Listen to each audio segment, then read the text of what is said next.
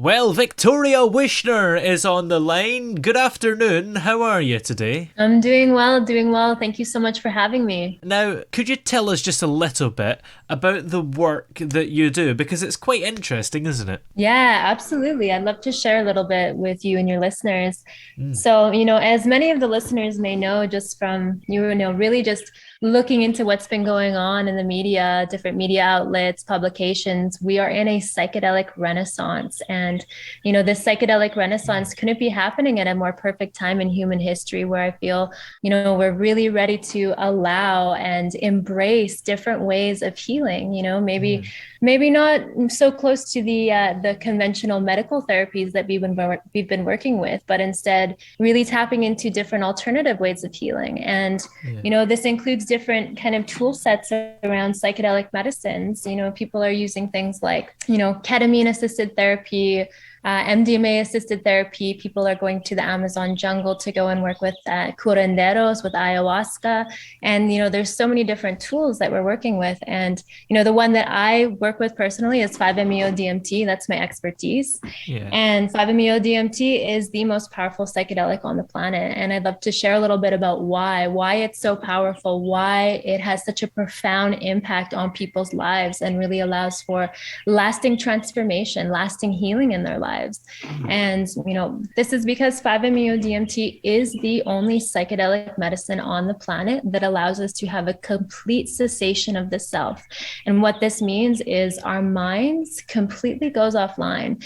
And from more of a scientific standpoint, our default mode network, which is responsible for giving us the human experience, it's responsible for giving us our self and our ego, it goes offline temporarily. And so this is where we have that classical ego death that we've heard so much about. We've read about it, different spiritual teachers have talked about it, and this medicine allows for it in the peak experience.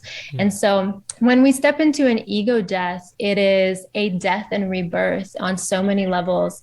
And in this ego death, we enter into a space that is known as non-duality, where there is no this, there is no that, there is no me, there is no you. We are everything. We are nothing. We are infinite totality. And when we get to enter into that space where we become the drop rejoining the infinite ocean, we remember our wholeness again. And the thing that's so beautiful about this experience is, yes, it's beautiful in the actual experience. There's so much profound insights and knowledge and wisdom that comes through for us.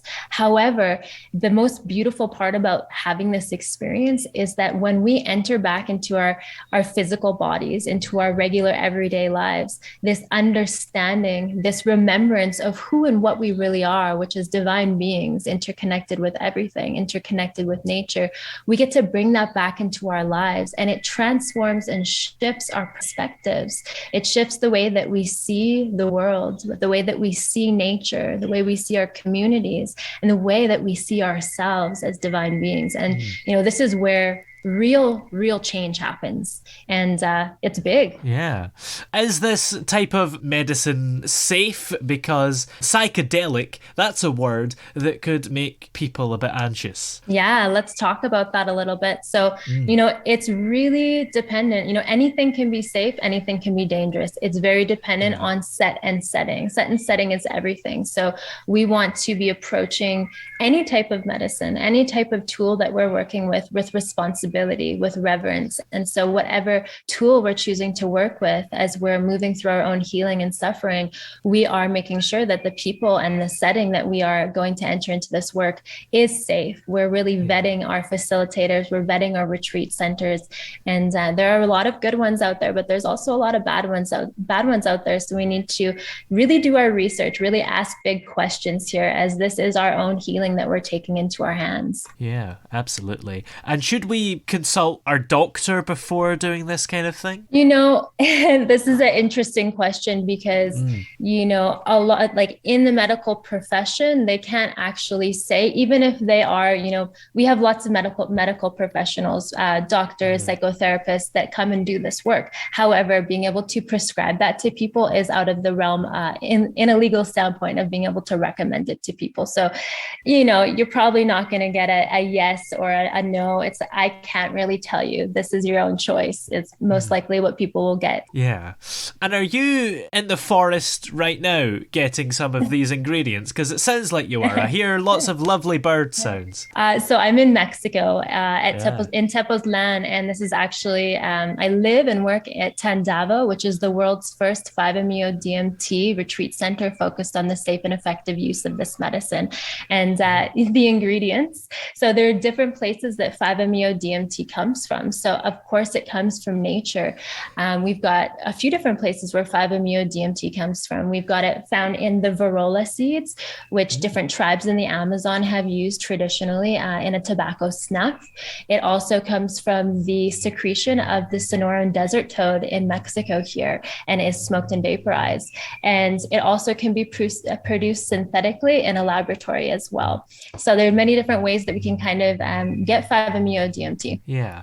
Now, you've got a special retreat coming up next month, don't you? So what's that all about? Yeah, absolutely. So, this special retreat is absolutely going to be special. It is a one-of-a-kind retreat, and it is created for women by women. And, the mission here is really to allow women a safe space to completely let go, to completely lose control of all of these labels that society has put on us, that has kept us small, that has said, this is what it means to be a woman. This is how you're supposed to act. This is how you're supposed to look. Instead, women can come and enter into a space where we're going to be working with this medicine of remembering our divine nature, remembering our power as feminine beings, and really tapping into a space where we can authentically express what it means to be a woman in company of other women in their healing processes. And during this retreat, yes, we're going to be working with 5-MeO-DMT to really allow us to tune in and tap into that divine essence of what we are. But we're also going to be working with different modalities, different practices, of course, integrative practices such as breath work, meditation, and yoga. But we're going to be doing different what are called feminine embodiment workshops. And these workshops are specifically focused around allowing the woman to step into this part of herself. We're going to be doing different vocal activations, stepping into our bodies with different dance workshops, stepping into our sensuality, learning about our wombs, learning about the natural rhythm and cycles of nature and our natural rhythms and cycles of our body as well. And then, a ton of different other things, such as a traditional temazcal.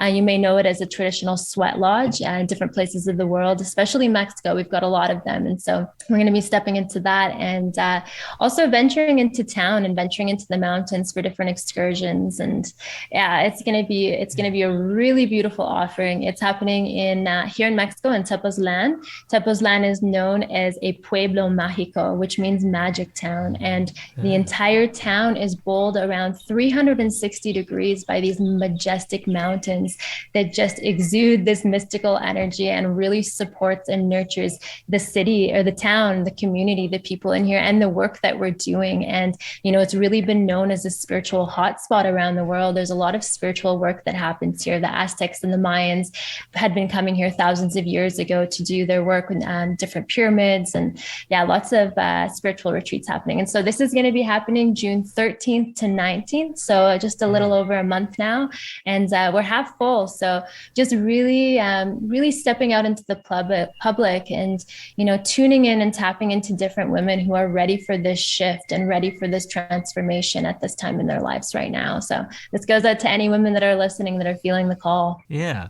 And who is the ideal person to go? Obviously a woman, but is there any particular type of women that it's best for? Yeah, it's really for any woman who is ready for this type of shift in her life and is really feeling a call, is ready to, step out of that norm, step out of what society has kind of put in place for us as the regular, and really allow herself to step out of her known, comfortable world into an unknown world where anything is possible. And it really comes down to what I call the call to adventure, feeling it in your heart and knowing it. And, I feel that every human being has this call to adventure in their heart. There is this divine interconnectedness that connects every single one of us to to that question. Who am I? What am I? Why am I I here? And, when we follow that call, big things happen. That's when shifts and transformation happens, but it never happens in our comfort zone.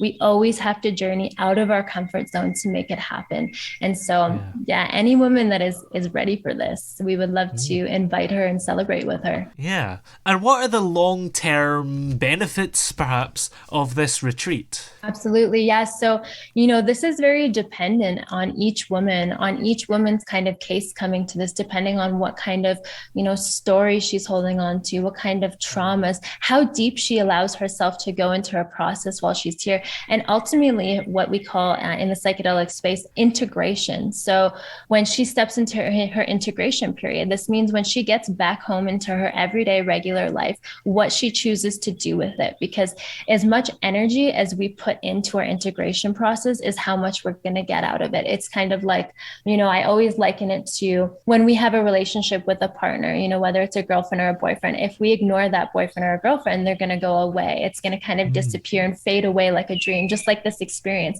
However, when we go back home and we nurture this divine awakening that we had within ourselves, and we really do the work to allow this transformation to happen, it can really allow lasting change. And, we've seen people who've had, treatment resistant depression for 35 years come to this retreat. Come to some of our retreats. The women's retreat's the first one of its kind, but we've seen them come and, not have depression anymore and are really on top of the world, like little balls of light. Yeah. And whereabouts in Mexico is this retreat, by the way, just so people actually know where they're going if they're thinking of it? Absolutely. Yeah, it's really, really easy. So Mexico City, which is the capital city of Mexico, you would just fly into Mexico City, and it's an hour and a half from Mexico City in a small little mountain town. And it's really, really easy transport. We've got, different transportation systems that we can work with each woman in setting up as well. Yeah. Is accommodation provided as sort of a part of the retreat? Yeah, we've got everything included. We've got medicine sessions, feminine embodiment workshops, accommodations, food, excursions into town, into the mountains. Everything is included in this retreat. Yeah, that sounds like such a fun thing. I wish I could do it, but I'm a man, so... Well, hey, we'll have some men's ones coming up in the soon future too. Oh, and will they be similar or will they be a little bit different maybe? I'm sure they'll be very different. The masculine energy is very different from the feminine. Yeah. So what made you want to actually get into this kind of work yourself? Absolutely. I would love to share about this because it's something I'm very passionate about. And I believe that 5-MeO-DMT has the potential and power to change the world. And, I have this belief through firsthand experience, because what we are suffering from as a human species is amnesia. We have forgotten who and what we are. And when we forget who and what we are, we feel separate. We feel separate from nature. We feel separate from each other. We feel separate from ourselves because we don't understand our divine being. We don't understand that we are connected to one another. And then when we don't understand and we feel so separate, all the malicious things come out of that. We hurt one another. We hurt ourselves. We hurt nature and we pillage her. And this doesn't have to be the way anymore. And I think people are ready for a change. And that is why the psychedelic renaissance is happening. Different medicines have been emerging at different time periods. Psilocybin, ayahuasca, 5-MeO is now on the scene, which is the most powerful. And it's coming as people are ready for it. It's coming as people are ready to remember who they are. And when we remember who we are, suddenly we can enter into a more harmonious way of being. But we cannot do that until we first heal ourselves. We cannot heal the world. We cannot heal each other until it starts with us first. And it has to start from the inside. We heal from the inside out. And that's why these plants are here to help us. Yeah, absolutely. That's so important. Healing seems to be a bigger thing these days, doesn't it? Is this going to be the future? I think there's a quote, isn't there? Like, I can't remember it. It's like the doctor of the future won't use medicine or something. I believe it. I believe it. And I'm seeing it. And there's no stopping this psychedelic psychedelic renaissance. There's no stopping it because it can't be denied anymore. People, people who are in the Western side of things, different therapies, medical professionals are seeing that these medicines work, that they actually work, and they work better than pharmaceuticals, some of them that are just putting band-aids on our suffering. They're not actually healing the root of what's going on. Instead, the earth has given us different medicines, different tools to allow us to not just put a band-aid on, but to get to why the suffering was there in the first place. And so now it's us just kind of getting out of what society has quoted as okay, and really just stepping out of our comfort zones and saying, all right, I'm hearing that these things are actually working, and maybe something that nature is giving me can actually do something for me. So why not give it a shot? Yeah. There might be some people listening maybe thinking, this stuff is experimental. Why should I use this when I can go to the doctor and they're the experts? They'll know what to do with me properly. I feel that the Western side of things and the spiritual side of things, they're both very important. We need them both. We cannot have one without the other. We cannot have science without spirituality. They go together. They just have been separated. And, while the West has so much knowledge about certain things, so does, spirituality. And the two are starting to come together and merge in a very beautiful way. And that's what I feel the psychedelic renaissance is here. So this may not be everyone's path, and that's okay. It's totally okay. Spirituality doesn't have to be medicine for somebody. For some others, it might be Buddhism, it might be yoga, it might be Christianity. It's all perfect. It's all beautiful. But for some people, medicine is a very beautiful and palpable path for us to allow ourselves the healing and transformation that we can't find in, Western medicine. Yeah. And I suppose it's not an alternative to the professionals, is it? No, we need both. So what is your favourite part, perhaps, of the work that you do? Getting to see people's faces when they come out of this experience, getting to see that look of rebirth after they come out, that remembrance where, so many people come out of it and all I can say is, wow, or I can't believe I forgot. And there's just this look of childlike wonder where everything becomes new again. And there's just this beautiful, unconditional love that you can see in that person's eyes. That's what makes me feel so good. And, the very first time I ever sat with this medicine, I'd love to just share my experience with it, as it will give listeners a better understanding of the experience itself. I was getting ready to sit. I took the medicine, I took this tool, and, suddenly I had no body anymore. And I was just floating in this infinite void, and it was interconnected. Everything was alive within this void. And this unconditional love that I had never felt in my entire life overtook me. It overtook me to the point where I felt I was home. And this is where I came from, and this is where I was going in the end. This was the universal consciousness. Everybody has different names for it, whether it's the absolute, the infinite void, consciousness, God. They're all perfect names. But I was in that space, remembering what it was to be everything, remembering what it was to be nothing, and remembering what it was to actually feel loved for the first time. And, for myself, I struggled a lot growing up with depression. I even went to suicidal ideation when I was younger, with different acts on it as well. And to get to enter into a space where I was whole with everything, I didn't have that suffering anymore. I didn't have all of these stories of unworthiness that society had told me where, I'm not worthy of love, or, we all have them. It's that negative self-talk. I was perfect in that moment.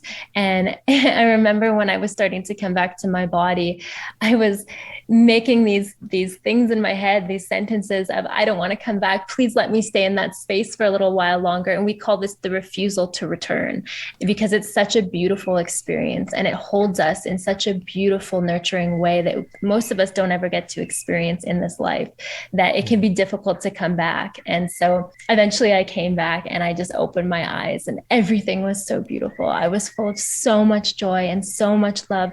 And, it didn't matter. And suddenly I would start meeting people, and it really didn't matter what these people did in their lives. It didn't matter what they said to me. It didn't matter if they were being aggressive or mean or they were having a bad day. I loved them. I didn't even know them, but I loved them. Yeah. And to have that type of shift within myself from somebody who before that experience really struggled with self-love. And when we struggle with self-love within ourselves, we also, will struggle to love others. It's just a part of it. It's a mirroring. So to be able to love others and love myself in that kind of way after the experience shifted everything for me. Yeah, absolutely. Now, of course, you've got this retreat coming up very soon, and you mentioned the men's retreat possibly happening later. But is there other stuff that's coming up that you're working on, perhaps? Yeah, absolutely. So like I said, I live here at Tandava Retreats, and we actually have retreats happening every week. So our so the women's retreat is a special annual retreat that we're going to be having. And, if when we have a men's one, it will be special. We have different special ones that happen, but every week we have retreats that happen here. And these retreats are very specific. So they are a group private hybrid. So we don't take any more than 5 people at once.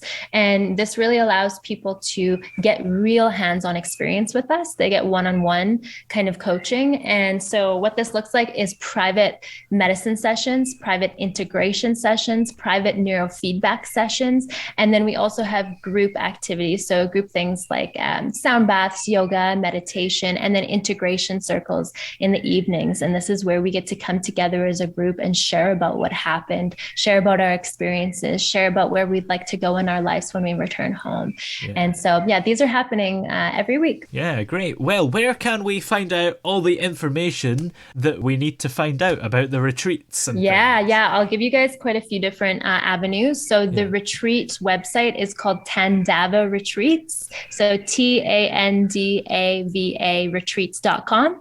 If you would like to go to my personal website, learn more about the women's retreat, you can go to sacredsurrendermedicine.com.